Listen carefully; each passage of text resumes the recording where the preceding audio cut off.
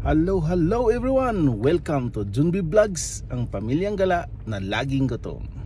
Ayan guys, ngayon andito tayo sa Fish Lake Campground at itutur ko kayo kung ano, para makita nyo ang mga sites dito.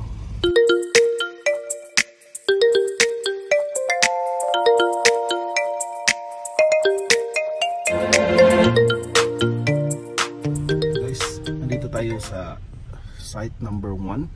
Ito yung site number 1. Malaki siya. At saka ano lang siya, malapit lang sa lake. Talagang lake na ang harap niya. So maganda dito. Bakante ito ang ano. Pero walang power dito. Walang power. Ito. Number 2, maganda rin, malalaki. Tama. Tamang-tama lang sa mga trailer. Dito nag-camping lang din sila, nag-tenting. Ganda rin dito, kasya din ang trailer. So kung mag-tent kayo dito, kasya din ang ilang tent sa isang site. So yun nga lang, walang power dito, walang tubig. Mag-iigib ka ng tubig dun sa may office. And of course may outhouse, basurahan, recycling at saka ano, basura. So ito, ilang sites lang dito? 5 ang sa harap ng ano. Ito, laki nga ng trailer nila, oh. Kasyang kasya. So ito, 6 lang. Tsaka may ano din pala dito. Ganda ng, so, may lake access ka na. Pwede nang magbangka dyan, magboating or anong gusto nyo. Maligo, pwede rin maligo dyan. Sarap maligo, lalo na pag tanghali, yung mainit na mainit. So yan, 6 lang na sites ang nandito, itong loop na to. So pero ang ganda naman ng ano nila, wala nga lang power. So ito yung ano dito sa Fish Lake, yung malapit sa lake, yung kaharap niya lang, tabi ng lake, walang mga power. So guys, ayan guys, nandito na rin yung launch. So papunta na tayo kasi nandito malapit lang din ang Deus dito. Punta muna tayo sa Deus. Puntahan natin ang Deus. Sige guys, punta tayo sa Deus, baba tayo. So ayan guys, nandito tayo sa Deus. Ito yung Deus nila. And then may boat launch doon, dyan. And dito naman, dito. So may number. Pwede kang mag-rent din dito ng mga kayaks. Ayan. So Deus to nila dito guys. Pwede kang pumunta dito, mag-picnic, mag-fishing, or mag-boating just for the day. Pwede dito. And then parking ka lang dyan. So may mga picnic table na rin sila dito. May washroom, outhouse, meron din. So may mga picnic table. Ito yun dito. Morning! So yan, may mga picnic table throughout sa paikot sa lake. Kaya very nice kung tayo dito. Kung hindi kayo pwede mag-camping, pwede kayong mag-Deus lang dito. Yan yung kagandahan din dito. So malaki yung parking spot nila. So ayan, punta tayo sa lake. I'll show you guys. Pwedeng umupo doon, pwedeng mag-relax kung wala ka namang bangka or something. Okay, let's go. You guys catch any? No? Nothing? Wala pa daw. Lang huli. So yan, ito tayo.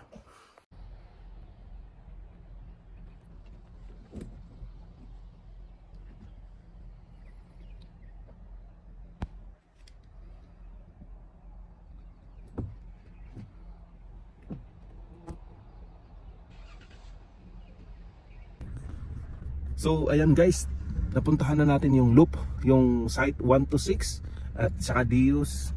Napuntahan na natin yung lake, napakita ko na rin sa inyo. Ngayon puntahan natin yung isang loop din dito sa tabing lake din, para makita niyo rin anong itsura nila. At anyways, kung andito kayo sa Alberta o pupunta kayo dito, pwede nyong ma-compare or makita yung mga site kung saan ang gusto nyong tingnan, saan ang gusto nyong kukunin. Ayan, pasukin na natin to. So ito kaya kagad ang bubungad sa atin, yung site number 7. Ayan ang site number 7, oh. Site number 7. Malaki. Ano lang siya, good for tenting, hindi siya gaano kalaki. And yung site number 8 naman, mukhang ganon din. Kasya naman yung trailer, siguro mga 20 feet na trailer. Ayan, may pick up ano siya. Pero maganda rin dito kasi yung baba mo, lake na rin. At saka grabe yung privacy mo dito, guys, ha. Talagang malayo-layo, yung may enough space talagang bawat campsite. So ayan, oh. Yan yung kabila, dito rin yung kabila. Yan, kasyang-kasya, maganda. Tapos ang ganda kasi ang daming puno. Maraming puno siya. So last time, doon kami nag-camping, oh. Diyan kami sa ano. Ayan. Wow. Ayan. Last time dito kami sa 13 nag-camping. Oh. Ang ganda dito. Tapos lake na yung baba. So down there, lake na.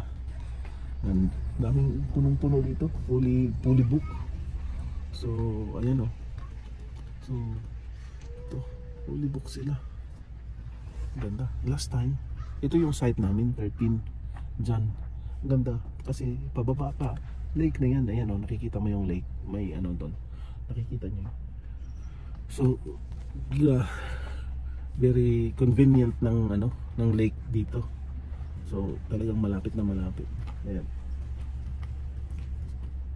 So at saka tamang-tama lang yung mga site, small to yung katamtaman lang. Hindi ko masasabing malaki kasi kung may trailer ka na around 30 feet, wala na. Mahirapan ka ng pagkasyahin pati yung sasakyan mo, yung panghila mo. Ayan, may generator sila, oh. Quiet lang, oh. Quiet generator, you know. Kasi walang power dito. Pero ang ganda, guys. Kung may bakante lang dito, ito yung pinili ko, ito yung kinuha ko. Pero wala talagang bakante nung nag-book ako.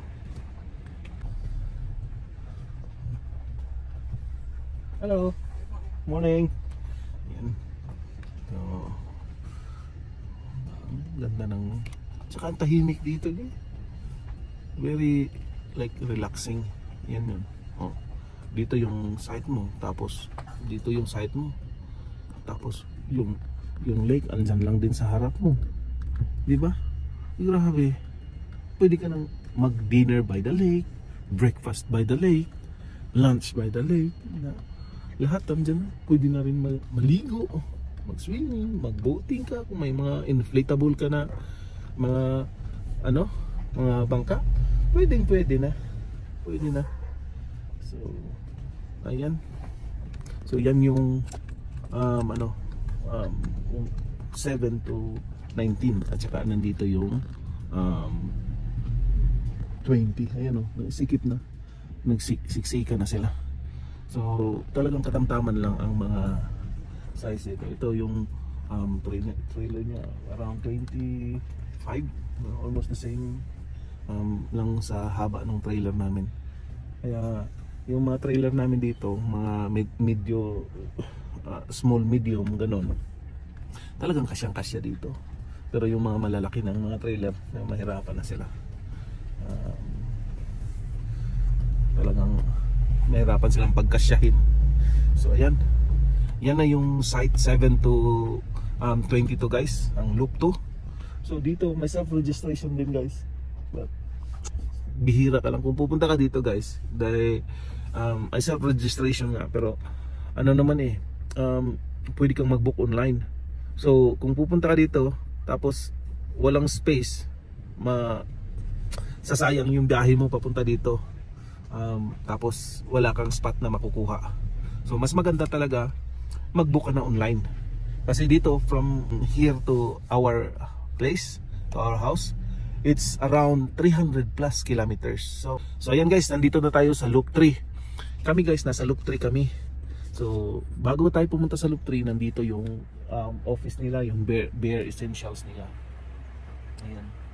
So may nabibiling mga fishing stuff, mga pagkain, snacks, ice cream, ano pa, Bear Essentials, yung bear spray, mga kahit ano-anong ano. So yung bear spray kasi bear country kasi dito guys maraming bear dito. So bear spray parang ganito, alam mo yung ganito.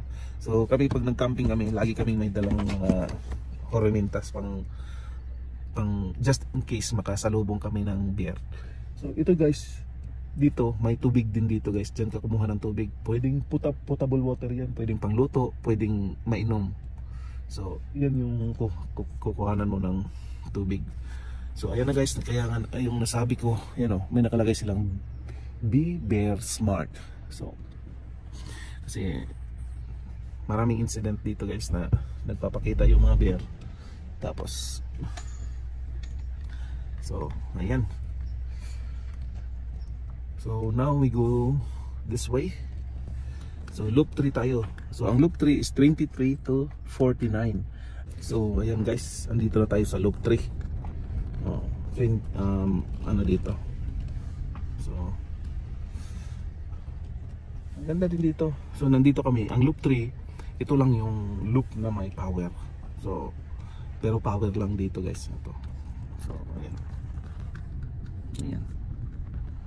Ganda dito, fully book kasi sila guys So fully book sila dito ngayon. Ayan.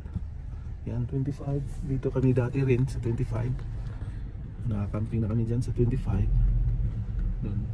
So siguro pang ano na namin to. I think pang-apat na camping na namin dito sa Fish Lake. Pang-apat na taon na napunta namin dito. So ayan. Yung doon sa 13, doon sa 25. Maganda din dito. So ayan. Andito na kami. Ito yun. Yan. Ganda dito. So ito yung site namin. Yan yung trailer na. Dito mas malaki-laki ang mga sites dito. So ayan. Dito after sa trail namin, sa site namin, ito na yung mga talagang maganda ang mga site dito sa taas dahil medium to long trailers kasya dito. At may power na dito. Power. Yun nga lang, medyo malayo-layo ng konti sa lake. What I mean is distansya sa lake, hindi siya yung tabing lake talaga.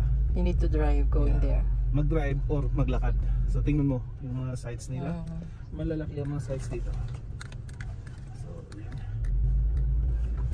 So, at saka maganda paikot dito. Paikot ng konti dito. Tingnan. Yeah, paikot. And then paakyat din. So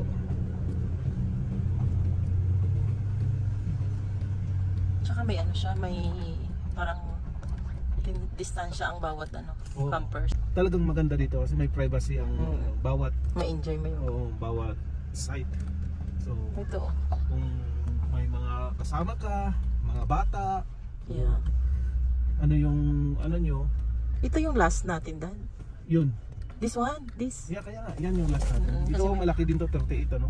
Yeah. And so Ano yun? so last year dito tayo. Ito yung site namin last year dito. Maganda rin yung pag ganito. Oo. So Kasi yung space ng laro, oo. mga bata. Talagang makapag ang mga bata. Dito nag-bike si Kuya. Yeah. So may bakante ng isa pero nakaalis na yon. Pero may papalit na naman mamaya-maya. Parang sa ito, atin. dalawang talagang kahit mahaba dito kasi dito. Ang cute ng kanyang trailer. Ito, malaking trailer na to. At saka yan. Ito. Maganda lang ito kasi nga pag ganun ka lang dado. Hindi ka na mag-backing. Pull through. Yan Yeah. yung mga pull through. This one. Yung diretso ko na lang. Diretso. Malalaki Ito din. maganda din. Maganda talaga pa yun. Maraming kasama. Masaya. Kasi hindi ba yung mga bata kahapon? i-enjoy talaga. Ay, pauwi na rin sila.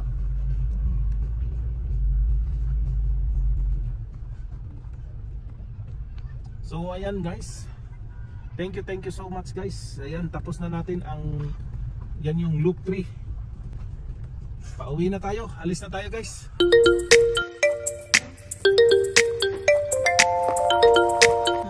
Leaving now.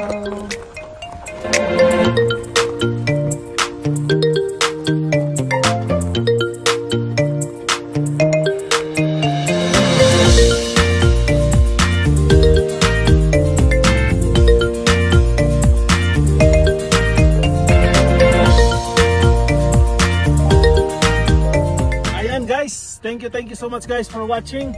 Please don't forget to like, share, comment, and subscribe if you haven't. Thank you. Bye bye.